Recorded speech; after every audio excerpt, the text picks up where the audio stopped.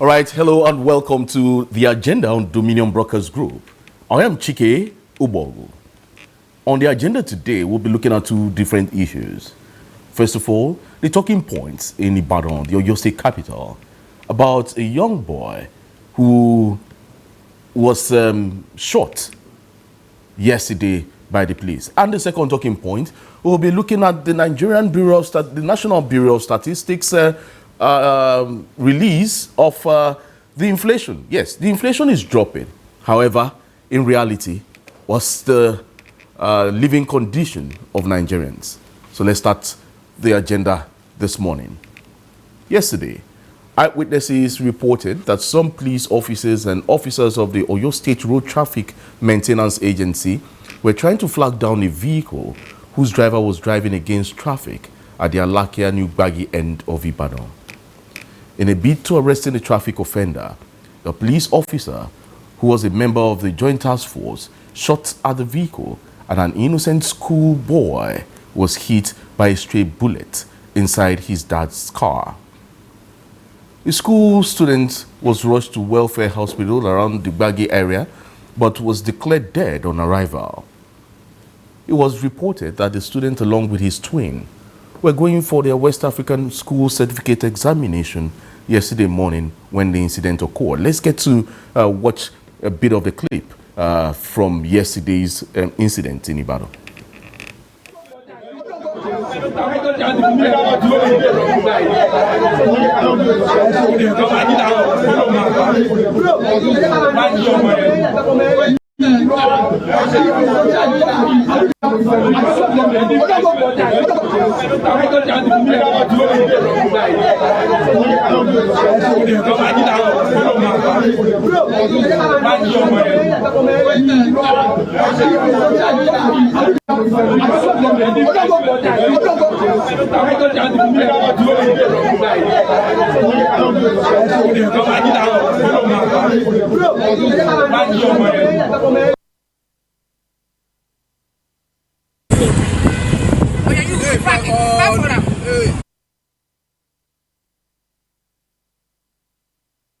Right, you saw the lifeless body of the young lad there, and the father, his singlets torn to pieces.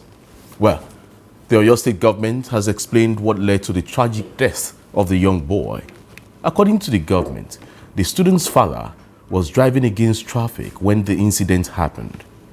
This was revealed in a statement by the special advisor on media to the governor of Oyo State, that's Dr. Suleiman Olariwaju. The Oyo State government also promised to ensure justice is served and reassured the public that steps will be taken to prevent such a tragedy from happening again.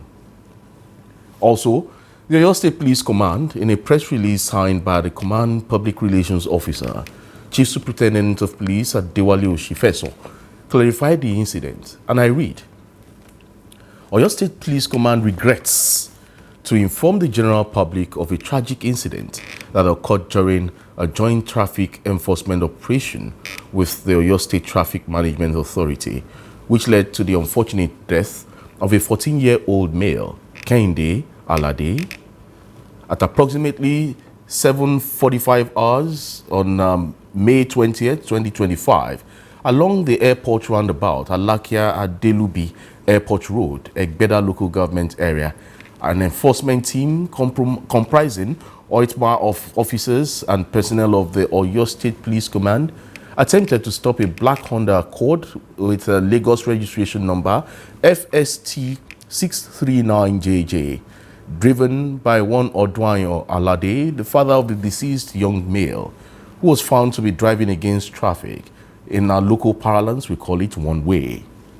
Rather than complying with lawful directives, the driver allegedly accelerated towards the enforcement team in an attempt to evade arrest, ramming into two OITMA vehicles and a police Buffalo patrol truck. In an effort to prevent further damage and harm to officers and other road users, barricades were set up to demobilize the fleeing vehicle. However, the driver reportedly broke through these barricades, continuing to drive recklessly and endangering lives. Given the nature of the driver's conduct, officers suspected possible criminal activity or a case of abduction. A police chase ensued. In an attempt to immobilize the vehicle, a police corporal discharged a firearm aimed at the tires. Tragically, the bullet missed and struck Kende Alade, the 14-year-old boy, who was seated in the rear seat behind the driver. He was immediately rushed to the University College Hospital, where he was confirmed dead on arrival. The deceased body has been deposited at the Adeoyo State Hospital mortuary for autopsy and preservation. Let me stop here for now. Let's get to watch the clip released by the Nigerian Police Force Oyo State Command yesterday.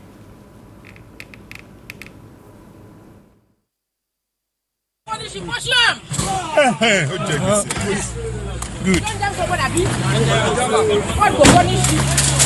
Come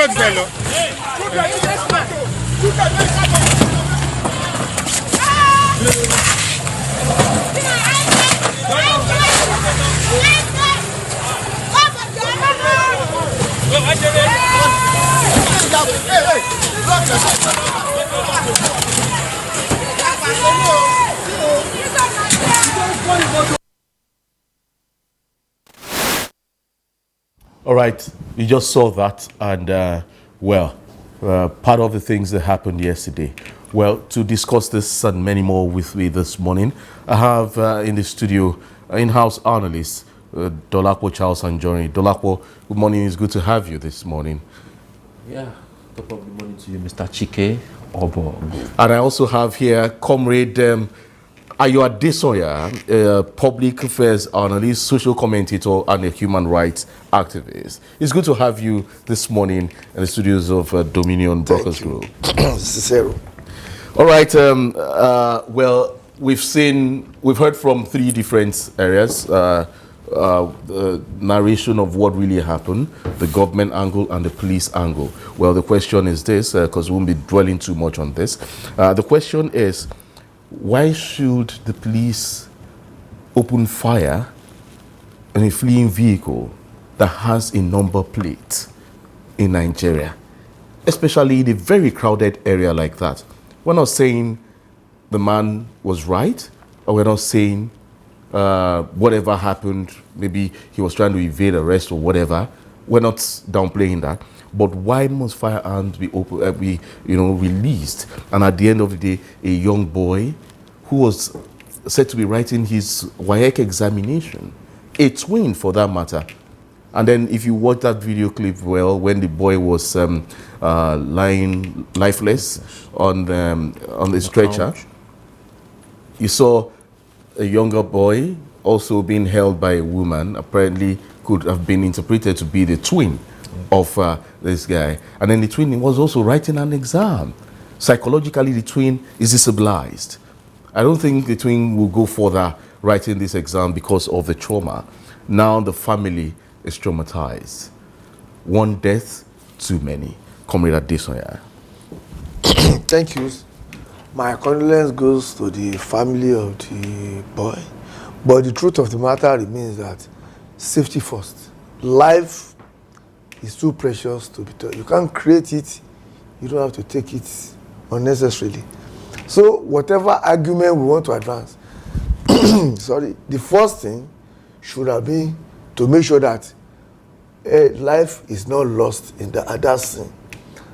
And since life has been lost, every other argument takes the back seat. It's only here. If it were to be in an advanced country, I won't say they are safe. You'll have seen drones, everything monitoring that vehicle, and they will make a chase. If the vehicle does not ram into anything, when it's tired or is exhausted or the fuel is depleted, they will make their arrest in a very civil way. We all have to start treating each other like animals. The father of the boy did not do well, but it's a traffic offense. And I've seen innovations in Oyo State. If you go to Agodi there, you have seen spikes that can burst your tire, installed to prevent you from moving in the opposite direction. And we also know that we take a cue from our law enforcement agents too. Come to Apata when there's traffic, you see law enforcement vehicles breaking the line and creating another line. In Germany, I've witnessed gout, they call it gout or hold up. The police will queue behind you. Everybody will be on the queue. This happens everywhere. But in Nigeria, we will obtain what we call law of relativity. The law is an exception. Exception is the law. To show that I'm important, I have to break the law and get away with it. And some of us feel like the 5 minutes of madness for the father of the boy must have said, no. If this is my town, let me just escape. And the thing got out of hand. And maybe the students were late for their examinations and he was trying to wriggle through. Well, that might just be an excuse, but not a justification. Adolapo. Yeah, as far as I'm concerned, this is a state-sanctioned recklessness, from the police. It's very unfortunate, just like someone said years ago. The person said, everything in Nigeria will kill you. Nigeria has happened to this family, unfortunately, through the unprofessionalism of the Nigerian police force. This will not be the first time, and I'm not sure it will be the last time that would witness, security apparatus who are meant to actually protect our lives, being the one killing its own citizens like chicken. It's very, very sad. That's a life cut short in the midst of his prime. A young boy writing, West African Examination Council exam. Of course, the action of the father we cannot justify that. The father drove against the traffic. But, actions also have consequences too. Unfortunately, this is a negative consequence, from the father. I'm sure the father will be regretting it right now. Like, I don't know, maybe I should have, stopped. Let them impound the car at least. Let me take my kids, to the school so that they can write their exam, peacefully. But it doesn't justify, a corporal. You see, so many of these policemen, I see them on the road. So we're getting something. Let's not isolate one other law enforcement agency too. Oitma was there. Yes, it was a joint operation. Yes. And then Oitma began the chase. They began the chase. Yeah. They could easily have picked up the license plate number. plates. Yeah. Because there's according to what they tell us, there is database for this plate number. Why not go into the database, search out his details, or pass his plate number, across other routes that you have other officers of Oyo State Road Traffic Maintenance Agency, and let them track the car down. So why the need to put people in harm's way? Because that shot could have easily killed more than one person. It could. Comrade Adesoya, quick one. Now, for us to mitigate such happenings in a country where we say we're in the 21st century, 2025, and we still operate archaic or obsolete form of traffic laws, what should be put in place to avoid such an occurrence in the nearest future? We need to set up process. Unfortunately, all of us go to school, we go to university, everybody boast about being a graduate, but the process I went through is not replicated in our society. Lagos is doing something about that now. If you break traffic law, nobody is going to come after you. Exactly. But you have to renew your license. The fee is waiting for you there.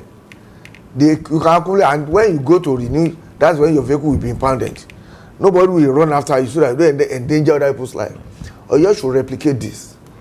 I've seen the spike that can burst your tire. They are good. Those things could be put on the road to mitigate this kind of sin. Then all our law enforcement should be under serious caution.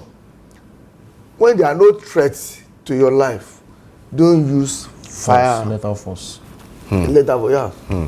Okay, I'm trying to see if I could establish contact with the father of the slain boy, and I mean Mr. Odunayo Alade, trying to establish contact with the family and just to maybe on our own side check up on the family and also know the situation of things as it stands at the moment. But we'll go on this break, and when we come back, I'll try as much as possible to see if we could establish contact with the father who was at the epicenter of that incident yesterday. Stick around. Don't go away.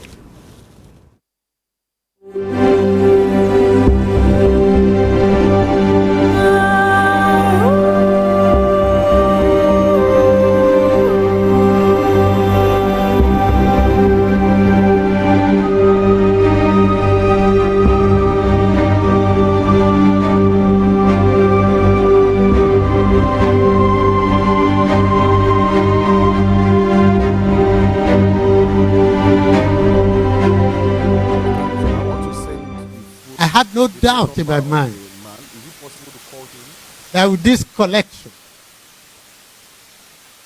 we are going to set agenda. Is it possible to call him from? More importantly, we are going to enforce social ethics.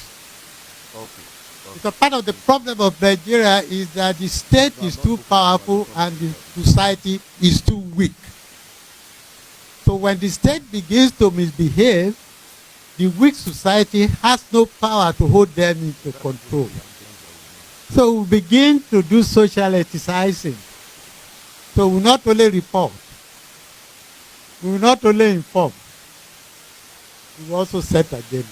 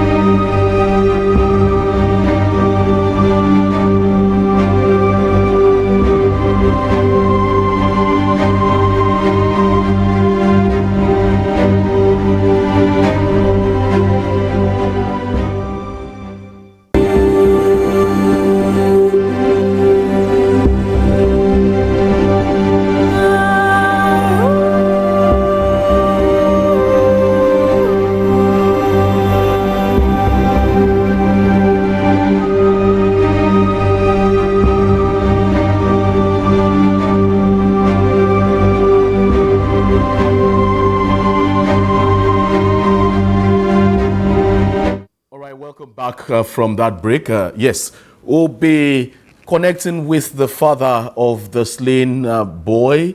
That's Kehinde Alade. That's the boy, the 14-year-old boy. Well, Mr. Odwayo Alade is live on the telephone with us this morning. Mr. Odwayo Alade, good morning. It's good to have you join Dominion Brokers Group.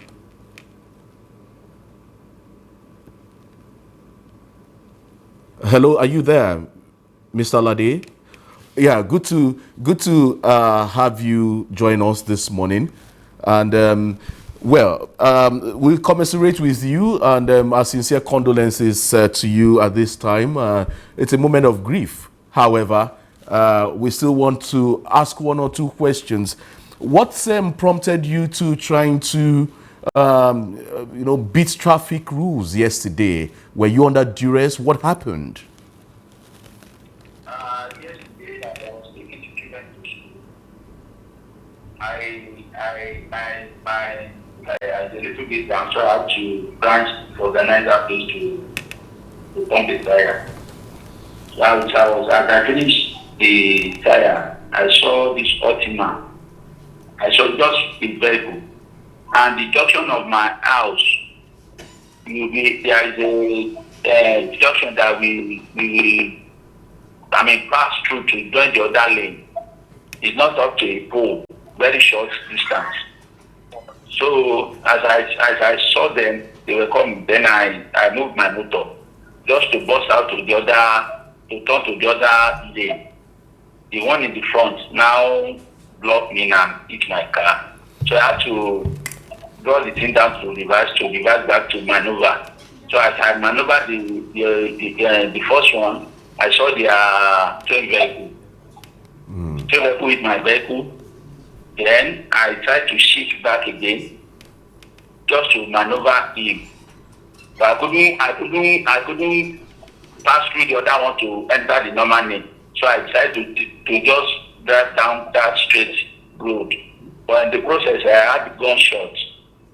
And this particular boy was shouting, "Daddy, daddy, daddy, daddy, daddy." I was even shouting at him that, "Why are you making us? We've already passed this place, Daddy, you should come down." Then his big brother now told me that he had been shot. So as I passed, he brought him out. He was already gone. Well, And those policemen, the policemen here and the ultimate, they were running after me too. okay, So yeah, Mr. Odwayo Alade, yes, so sorry for what happened yesterday. However, yes, one would have said you would have, if you had them all your documents complete, why would you have not said just stopped and even explained to them? You know, simple dialogue would have averted all this. You would have just stopped to, you know, speak with them and then tell them you are taking the kids to school. Now a life is lost. Well, the twin was also writing the exams, right? No, the elder brother is writing an exam. Okay. And the exam was dated yesterday. In fact, that's one of the things, because you know how the Nigerian authority, you know how they behave. So it's because of that one that is writing an exam that just tell me go and drop me, and whatever they want to have, they have come back and say it later. All right. How are you taking it right now? The boys, your son's corpse is at the Oyo State Hospital, and it will undergo some autopsy as it is.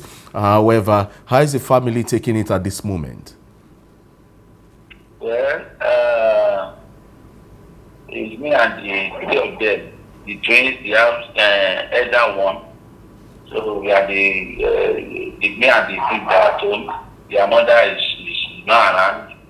She has been away for the past 7 years. So, like, you've been separated with your wife for the past 7 years? Yes.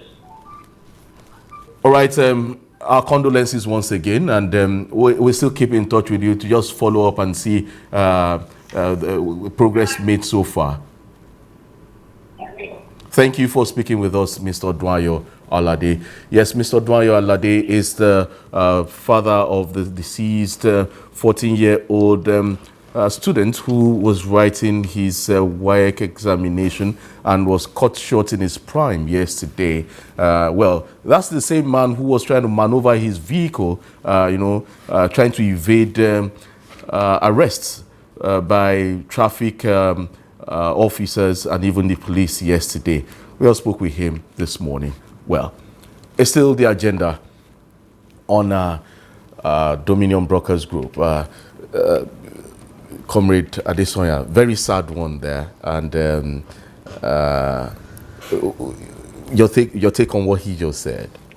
Well, it's you know, like you said, it could be under pressure to make sure that these people will hold me back, and this boy has to get to exam, and sometimes they don't even want to listen because they have brought their towing vehicle, and that's the difference between here and some other places, because they will not even want to listen sometimes, and you become a nuisance. When you are even, when you want to behave normally sometimes in Nigeria, you become a nuisance. They make you become a talkative. So it's all interwoven. We just have to make this system work. We are all guilty. But once people put on uniform in this country, they become something else. I don't want to talk about things, but I want the Ostroma management to go and set out observer team to observe the conduct of their men. I don't want to mention Akpata everywhere. Oitma? Because Ostroma is a different agency. Is whether Ostroma or whatever. Oitma, or your state road traffic maintenance. Oitma, okay, there are two. Yeah. Go and observe the conduct of your men. In certain points, go to Akpata and look at what is happening there. The bikes are almost taking over the Bamboo Junction. Nobody is cautioning them. Paddy stuff. If I saw them, you are embarrassed. Because you can always blame the police. But once people start putting on uniform, they become the same thing. They themselves have condemned. So we need to have check and balance. All right, Dolapo. It's so sad, listening to the father of the slain child. I think I can relate to what he's saying, because I was once, a vehicle inspection officer before I resigned my appointment, with them in Oyo State here. And I have been on the road so many times. I know the kind of mentality that has been ingrained in, on the side of my colleagues, and it is no different from what is obtainable, with the Oyo State Road Maintenance Agency. Those guys, I can tell you, they have targets. They need to meet certain targets, bring in cars so that they can get money. Because this may look like an allegation. There's a lot of racketeering, going on at the backstage. Because when I was a vehicle inspection officer, once you see this kind of situation that this man found himself in, you just want to, by all means, apprehend the man and just, book him and, take him down to the office. So you get your commission. So that you can get, kickbacks or commission. So when he was saying it, I knew exactly that was what was, transpiring, what was transpiring at that point in time. I knew it. I don't need any seer to tell me, because I was once, I worked in a similar environment before, and I know how people behave. A lot of these people working in all these parastatals, they are not professionals. They are people who are suffering from poverty of the mind. They do not conduct themselves with dignity, and I don't blame them. Because water actually flows from the head down, to the feet. To the feet. All right, we'll go on another break, and when we come back, we'll go to our next talking point, and that is the MBS statistics here and cost of living in reality. What's the difference and what's coming up? Who is telling us the truth and who's lying to Nigerians? Stick around. Don't go away.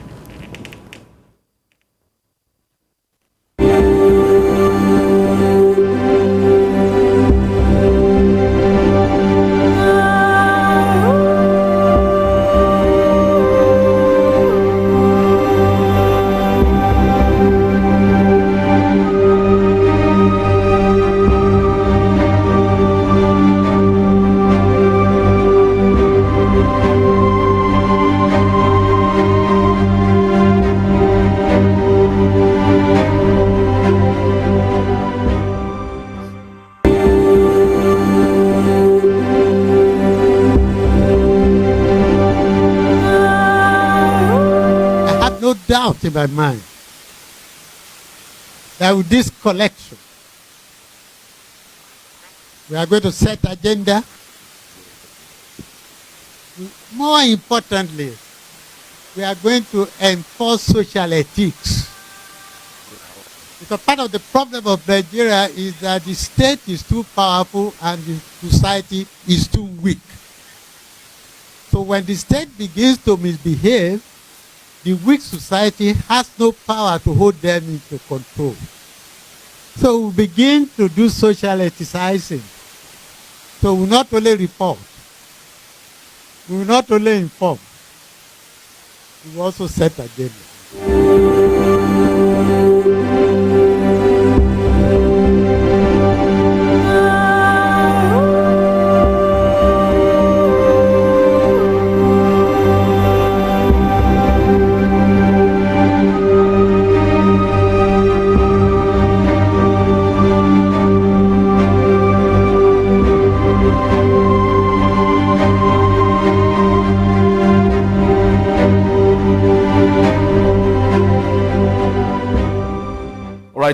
Welcome back. The National Bureau of Statistics says Nigeria's headline inflation rate slightly dropped to 23.71% in April 2025, down from 24.23% in March 2025.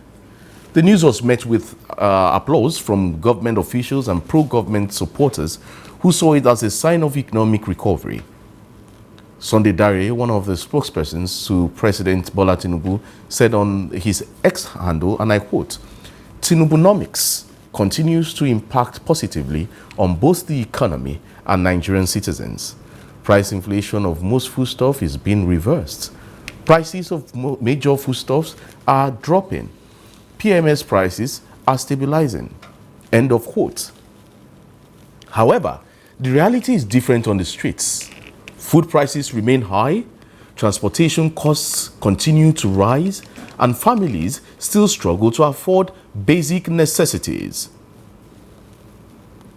Coming back again to the conversation, Comrade Adesonya is here in the studio, and Dolapo Anjorin is also here in the studio. Let's start the discussion from here. Now, what the NBS is saying is different from what we have in reality. Dolapo, do you see, what's the yardstick? You know, sometimes I ask, what's the yardstick for NBS's measurement of all these figures? Yeah, they have their own methodology, and they use what we call phone longitudinal survey to actually carry out, you know, their statistical exercise. So thereby employing about 10,556 persons to actually interrogate about 856 products, you know, across the 36 states of Nigeria.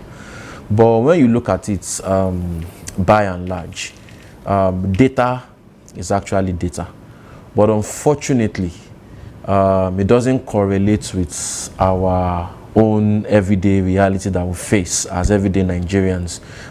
You would even see that even the CBN, you know, disagreed with the NBS yesterday when they still retain their, you know, monetary policy rate at, you know, is it 26.323 now or 27%. So this is to tell you that when you look at the survey that, you know, the Nigerian Bureau of Statistics, you know, is carrying out, I think where they should actually look at is let them give us region by region data on how these parameters actually affect everyday Nigerians. Because when you look at it, someone staying in Lagos, you know, eating in a restaurant, his daily life consumption is different from someone in Kano who is also staying in the rural area. So you look at the daily living of someone in that kind of eyebrow area, and you also look at the daily living of someone who is also staying in Kano, you know, in the rural area. You see that it's not on. It's not on the same. They are not on the same. It's not on the same. There are two parallel lines. Yeah, two parallel lines. So I'm not saying that the parameters that MBS is using is actually faulty. Maybe perhaps this is the best time to actually, you know, take a look at the data tools, you know, that they are using to, you know, that they are deploying, you know, to give us some of these statistical data. All right, Comrade Adesonya. Well, despite the official numbers, Nigerians still live paycheck to paycheck, you know, struggling to afford food, transportation, and even their house rents. The cost of essential goods has even skyrocketed. High exchange rates, and so on and so forth.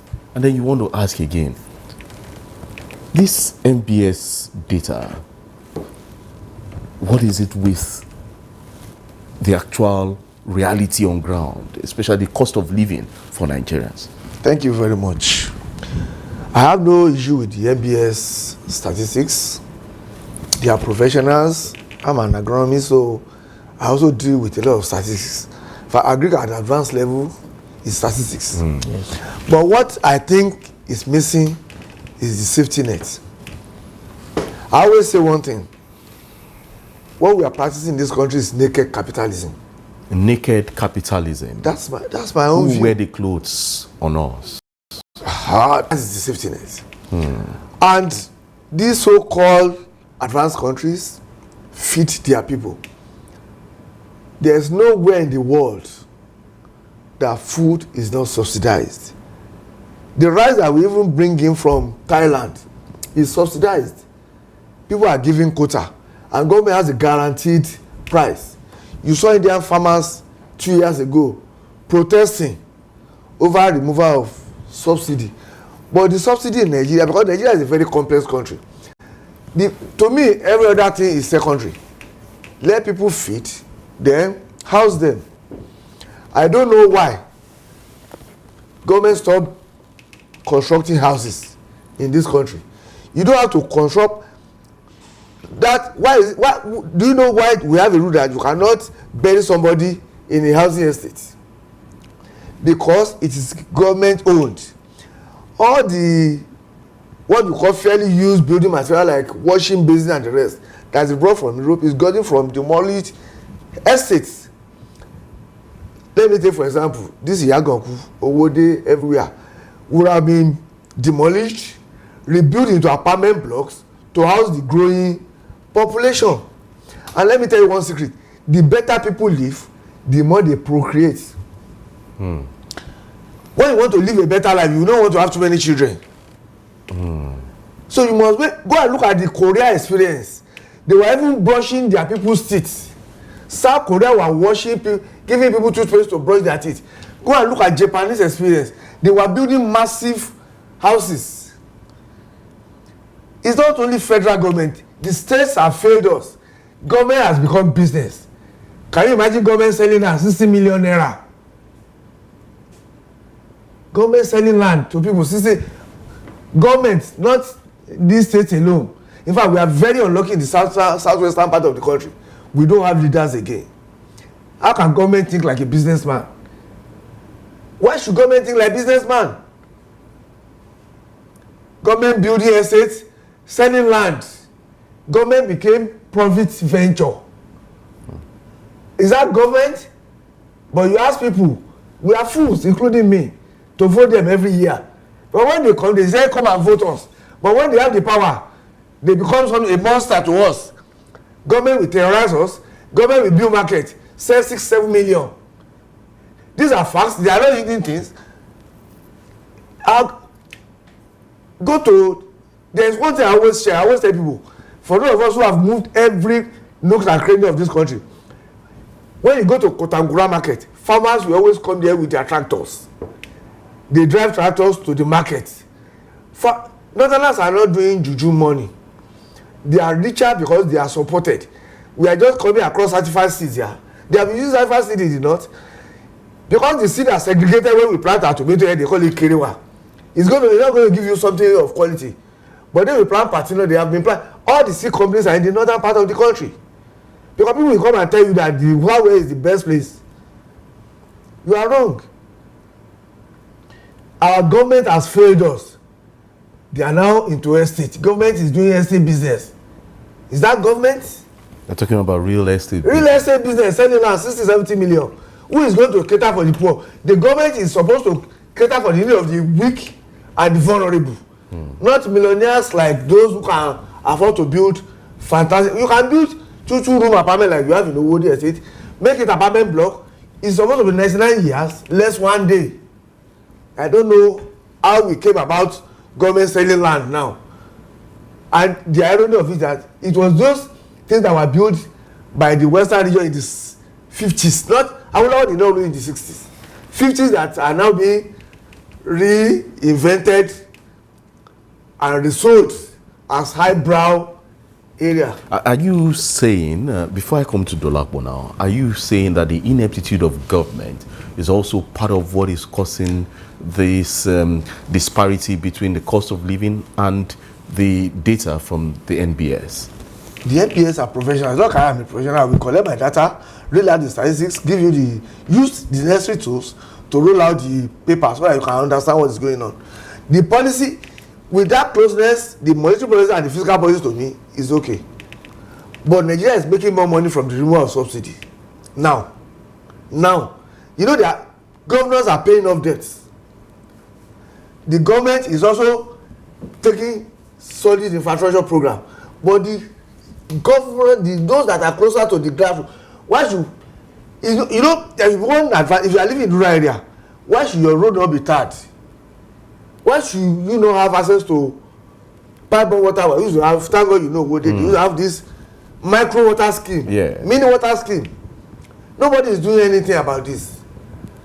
What they are busy doing is saying federal government. What about the money? It's not about, yes, you are paying salaries.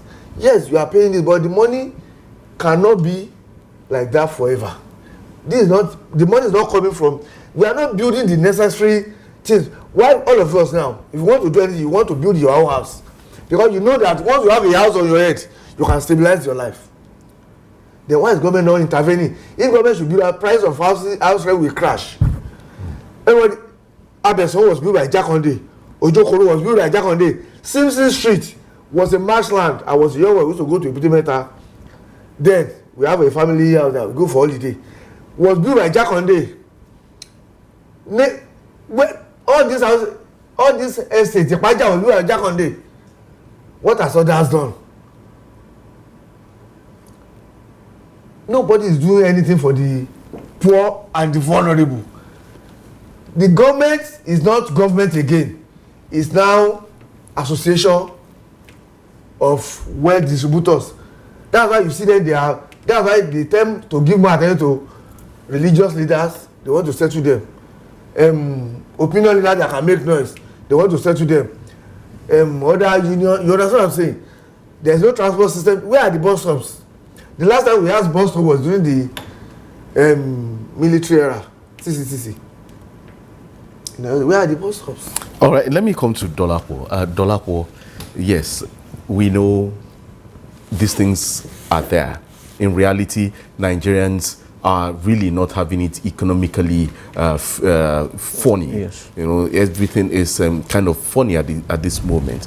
However, how will these figures coming from the federal government translate to the actual cost of living? You know, Nigerians live fine. People are hungry. Rents are high. You know, you see, in 2024, to cook a pot of stew with either beef or chicken, with the minimum wage, if you're a salary earner, it's going to take about 24.95% of your salary. So if you do the math, that's 2024. 2024. Yes. Okay. It's going to take 24.95% of your salary. So if you do the math, that's about 7,660 something naira, thereabout, up not 8,000 naira. So what that's using the minimum wage. Minimum wage of 30,000 naira. Of 30,000 naira. So now, when you also look at what World Economic Forum is actually saying, what their data is saying, it's saying that half of what Nigerians make is what we actually spend on food. So now the question is, why are we having a high inflation rate? It is because of expensive food. What is the cause of expensive food? It is because there's a lack of supply.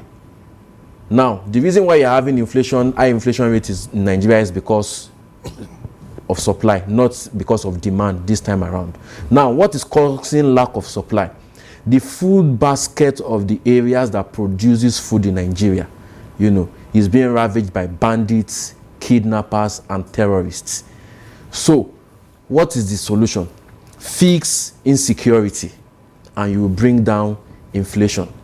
It is as simple as ABC. Is that rocket science? It is not rocket science. You know, and you now, say fix insecurity. And you fix inflation. And then you fix inflation. That is it. Well, I want to see that economic principle. Yeah, because when you also look at it, there's also a stopgap measure that the federal government should be taking, which I believe they've not taken in the past, is import food. You are short on supply. There is no nation that does not import food. Import food to bring down the price of staple commodities in the markets. Because of our time, Comrade Adesoya, are you in concurrence with him? Stop insecurity, reduce inflation. There is what we call, well, we use it multidimensional. But this is my area now, so I know what multidimensional means. There are so many variables that is causing this food inflation. The devaluation of the naira is one. When you have to buy a bike, you know, we use migrant workers. I'm also a farmer, I have a farm. we use migrant workers. Now they are demanding. You feed them, you clothe them, you give them medication because this guy feed on drugs to do the job for the year. And at the end of the day, you still have to buy 1.3 million naira bike for them.